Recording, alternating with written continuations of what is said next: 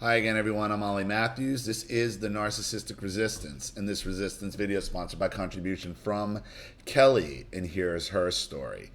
Dear Ollie, I wanted to say that I have just recently discovered your YouTube channel. It has been incredibly helpful to finally be able to label the experience that I have had throughout my life, although I believe I have always known what they were. It has been hard to get out of denial and actually recognize my mother for what she is. As long as I could remember, my mother was the center of the universe. She was constantly surrounded by others, always on the go, and seemed to have a never ending rotation of friends and followers. They all loved her. She was the life of the party, the center of attention, and per their descriptions, so generous, fun, and caring. It was a state of mental and emotional whiplash and confusion from a very young age. Hearing these descriptions of my mother were incongruent with the monster I saw behind closed doors and experienced in public setting when she felt humiliation was warranted. Long backstory here. My mom had me at a much older age, and I spent a majority of my life hearing about how badly she wanted to have a little girl, how I was a miracle baby. But these were always backhanded compliments. As quickly as the words were out of her mouth, they were followed by reminders of how burdensome I was, how I always had been nothing but a heartache, how problematic I have always been, how even though my father abandoned me, was a deadbeat and an alcoholic, and never wanted me, she was the one who was happy to have me. How much she has done for me, yet I put her through so much. She tried to dress me up with bows, dresses, ruffles, and lace, although I was much more of a rough and tumble kid by nature. She kept me in an infantilized state throughout much of my elementary and junior high years with these antics, further creating disconnect from my peers, and I'm sure alienating you from your father at the same time. Then she would shame me for her tireless efforts to dress me well, keep me well groomed, and how often others complimented her on this while I was perpetually ungrateful. As far back as I can remember, I was an accessory to my mother's existence. She would drag me to eternally long meals and outings with her adult friends. I would be expected to sit for hours on end at the table, silently coloring, reading, or engaged in activities she deemed not too disruptive or bothersome. That's exactly how my mother was. That's exactly how my mother treated me, and I didn't move. I was always got compliments of how well behaved I was because I knew what would happen. I had to be a little adult as a child. I could remember having to wait for what seemed like forever to find a break in the conversation when I needed to use the restroom. Yeah, you couldn't interrupt adult speak. Even though they were talking about the most ridiculous shit, it was always just fucking shit talking other people. Well, yeah, definitely can't interrupt that. Anytime such a request was made, it was met with the notorious sigh and the obvious indicators that I was once again interrupting her center stage show. I was also recognized at a very young age of how expendable people were. But stuff, anything could be bought and came in a new shiny wrapper. Well, that's what mattered. She was constantly spending her way into excessive debt, all the while telling me how bad off we were because she was spending so much money on me. My food, school clothes, school supplies, basic necessities. I was bankrupting her, and yet I was so selfish and didn't appreciate all she did for me.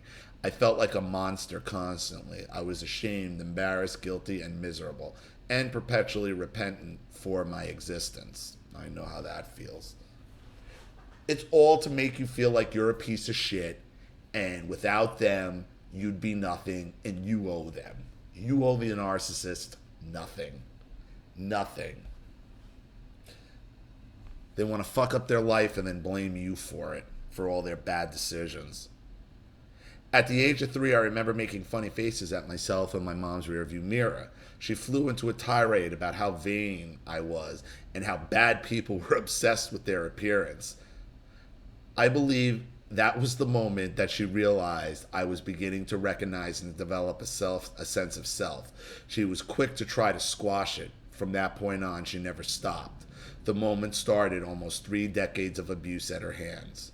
Ah, the moment you were broken. the moment you were broken.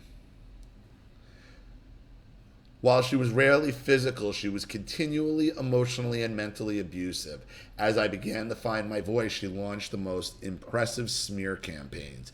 They were a combination of subtle foundation building, intense and extreme outbursts when countered, outright lies, and of course, the frequent discarding of so-called friends who recognized her behaviors. So right here you have a contradiction. And where you thought she was so loved and beloved by everybody, she wasn't. She's putting on a show. They're only loved in the moment. That's what you got to realize. The love that the narcissist has and that the flying monkeys have is always in the moment, because they could be discarded at any second as well. Okay, because your mother isn't the life of the party. Here's the thing, Kelly. When your mother's sighing at you when you're asking her questions, now as a child, I thought I was being blamed. I thought I was wrong. I thought everybody was agreeing with my mother. They weren't. They were crying inside for me. But, you don't know that as a child. And I'm sure the same thing happened with a lot of your mother's friends, because she can't control her emotions. She can't control her disdain for you at any given time. Nor could my mother. My father is a lot better, is awesome at hiding his true feelings. My mother wears it out on her sleeve. If she's disgusted, she's disgusted. And just asking her a question, just being seen, is enough to catch her disdain. And I'm sure the same with your mother. That doesn't go unrecognized, believe me. I would be placed on the full spectrum, complete continuum of angelic to demonic. She would share her parental woes with anyone who would listen, telling people how much of a selfish, lying, manipulative child I was. Are you sure we don't have the same mother? How I was always in trouble in school, a slut, deviant, you name it. This began around the age of 6, also the age that I began being sexually molested by the 16-year-old son of her best friend. I told his mother what happened, and she said, I talked to him about it. He said he didn't do it. You shouldn't tell your mom or you won't be able to come over and play anymore. Ugh. It was that moment that I lost hope of ever being safe or heard again. Not only did I continue to be exposed to the abuse, but my acting out was viewed and treated as yet another indication of how terrible I was. Sadly, her friend who knew of the abuse would side with her and treat me the same. Looking back, I know that this was her shame and humiliation of what and who her son was and the knowledge of what was happening. But then it was almost unbearable, and you should absolutely expose them. You should absolutely expose them and call it out. Because if he was doing it at 16 to a 10-year-old, I'm sure he's doing it now. I remember being caught around the age 10 or 11 sneaking a cigarette with my cousin. And of course, getting caught, I guess, wasn't that great of a deviant criminal. The sleazeball my mother was dating made a point to openly discuss the incident while telling my mother how it was only a matter of time before I was pregnant, especially given how much she had already had to deal with in regards to me. This was standard, whether it was friends, family, school personnel. Poor her, shame on me. I became extremely ill one summer and spent almost 30 days in the hospital. Due to the severity of the illness, I was completely emaciated. I was over 5 feet tall and barely weighed 65 pounds. I ate constantly and was always hungry, likely a combination of growing and my body trying to recover nutrients from such a prolonged period of deprivation. My mother made her new narrative match my physical appearance. I now had an eating disorder. Will the troubles never cease for her? Things really started deteriorating for me at this point. I was rejected by my peers in school, and I had little to no self-confidence, would engage in frequent self-sabotaging behaviors like all the self-fulfilling prophecies, actually began to emulate the image she had long since perpetrated, which is what she wanted you to do. Because the more screwed up you are, the bigger victim she gets to play. Hopefully culminating in your suicide, where she could have had the ultimate narcissistic supply out of it. When I would excel or achieve at something, as I was always a very intelligent child, my mother would instantly diminish it. Comments such as, now if you would just stop doing being XYZ, maybe you would amount to something. Or, well, we all know that won't last. You will just go right back to XYZ. Of course, followed by the usual rhetoric of how lazy, selfish, worthless, slutty, and fucked up I was. If she was even able to acknowledge my accomplishment, it was only under the guise of her attributes or guidance.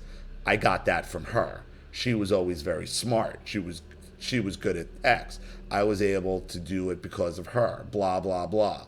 It became so common, it was like a shitty demotivational tape stuck on loop throughout my life. Right. The narcissistic Tony Robbins. Congratulations. Congratulations. The Tony Robbins of demotivation. Congratulations. That's what, when you're raised by the Tony Robbins of demotivation, there you go. There's your mother. That's the narcissist.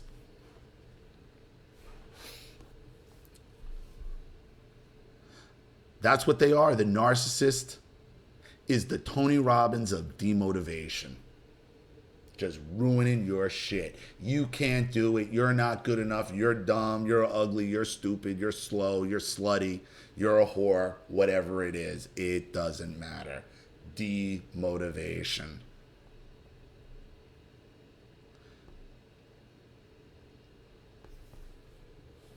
There were many times I can remember my mother creating friendships with people who were kind to me. I bet those friendships didn't last very long.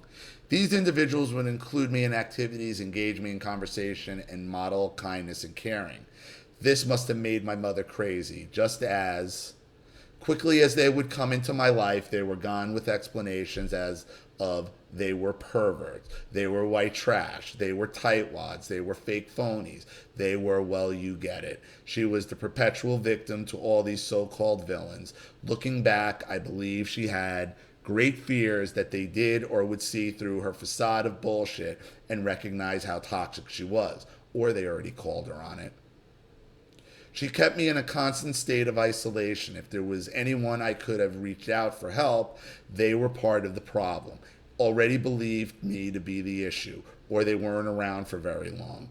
Early on, I began my own campaign to be a people pleaser, accommodating, friendly, overly eager, so much so that I established a pattern of opening the door to many more narcissists and abusers for a very long time. I could share so many instances of name calling, yelling, public humiliation, maltreatment, lies, manipulation of me and many others, such as calling DCF, saying I was a drug-addicted prostitute who left her children home alone at night, screaming at me in front of my children how she should have had the abortion, wish I had never been born, throwing my things in the lawn and punching my future husband in the face over wedding cake and invitations, rejecting expensive gifts, jewelry purchased with money I didn't have. But I am no longer in a space where I feel as though I have to prove it and have to spend time and energy on instead of trying to process it. When I was finally able to get away from my mother, I spent years spiraling. I knew I had my own mind, my own thoughts, feelings, and beliefs. I just didn't feel like any of them were acceptable. I had spent so many years being conditioned to believe otherwise, so I spent a great deal of time trying to outrun both her and these beliefs. Luckily, with more time, distance, and space, along with people who were both accepting and supportive, I began to find myself again. I realized that I had long ago foreclosed on my own dreams and began the process of figuring out what they even were. I definitely tainted a great many of my endeavors in a futile effort to prove to myself and others that I did have worth and value, leaving them empty and fruitless. For a long time, no matter how big the achievement, how great the accolades, I still felt less than. Because you've been through Tony Robbins of narcissism, demotivation your whole life. How else would you feel? I mean, honestly, how else would you feel? This journey of recognizing my mother for who and what she is didn't begin until recently. I found myself in a relationship with the most volatile, abusive, manipulative, and toxic narcissistic man. While I initially denied my instincts, I left the relationship very quickly once things became clear. I found myself confused and struggling with why I had found myself in so many of these types of relationships. I consider myself to be kind and empathetic and know these are genuinely good qualities that I possess. The problem was, due to my history of abuse by the narcissist in my life, I allowed them to be exploited and replayed the same narrative of my childhood. It was at this moment that I realized I had to heal the original wounds in order to regain my life and truly move forward. I realized I do not own the shame and embarrassment that these people tried to saddle me with, because these things were done to me, not by me, and the byproducts that were displayed through my behaviors were nothing more than indicators of hurt, scared, confused, and a suffering child. I am worthy of love and acceptance for no other reason than I exist, and I have value. While I still catch myself in the earning acceptance or love phase from time to time, my conscious awareness has increased 100-fold, and I have continued to recognize and eliminate toxic people in my life. I am not entirely sure what or if there was a true point to this submission, other than the knowledge that giving a voice to this diminishes its hold and its power over those who have experienced this kind of abuse. It breaks the secrecy that keeps us sick in it and affirms that none of us could have done nor did anything to deserve a warrant this kind of treatment. It also helps me to recognize that retribution, revenge, and retaliation are curved blades that cause us more damage, and we need to remind ourselves that we have had enough abuse. Enough is enough, and we should not be perpetuating our own suffering, especially after working so hard to escape the clutches of our abusers. Thanks for getting your message out there and normalizing and validating both my experiences, those of so many others who have believed for so long that they were the problem. Best wishes and continued success to you and your family, Kelly. Well, you're absolutely right, Kelly. But it takes years to get over the Tony Robbins of narcissism demotivation classes that you've been through. And this is what happens. This is what they do to us early on. They demotivate us. They do the opposite of pick us up. They drag you down at every fucking turn. That's what narcissism is. That's what borderlines do. That's toxicity. That's what toxicity is. Anybody who's going to drag you down, move on and move on quick. And deprogram from the Tony Robbins of narcissism demotivation classes, because they truly, truly suck.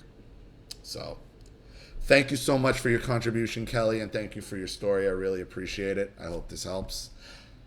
Thank you to everybody watching. Please leave any opinions or advice in the comment section below. And again, if you want your story read on the channel, you have a topic you'd like me to cover, a narcissist you'd like to expose, you'd like to set up Skype, a phone call, have a private video made, or a Facebook live chat, or you'd like to sponsor a video like this for someone who needs help and can't afford it, or you just want to sponsor the channel in general, keep the support up, see it grow and funded, because this channel is still funded 100% by contributions from all of you. You know what to do with the PayPal and email links in the description box. And if you're still unclear, wait for the instructional video link to pop up on the screen at the end of this video to walk you through all of that. Please like and share this video wherever you can. Subscribe to my channel if you haven't. And be sure to click the subscription bell to be notified of all my video uploads. I'm Ollie Matthews. This has been The Narcissistic Resistance. Take care.